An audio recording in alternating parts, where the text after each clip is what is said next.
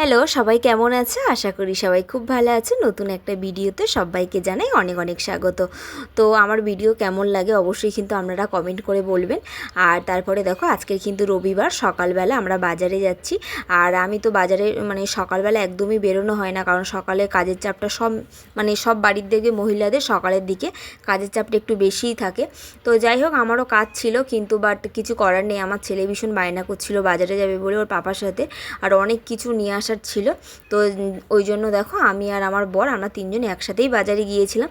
আর আজকে তো সারাটা দিন কারেন্ট ছিল না, একদম পুরো সকাল থেকে কি হয়েছে জানি না। তো যাই হোক, অনেক অন্যরকম একটা রান্না করা ছিল, তো সেটা করতে পারলাম না। তো যাই হোক, তারপরে দেখো এখানে কিন্তু রান্না বান্না করা হয়ে গেছে এসে মোটামুটিভাবে। তো দু রকম রান্না হয়ে গেছে আর শুধু চিকেনটা বাকি আছে। তো আমরা রবিবারটা এইভাবে কাটালাম। তোমরা কি করলে অবশ্যই কিন্তু কমেন্ট করে বলবেন।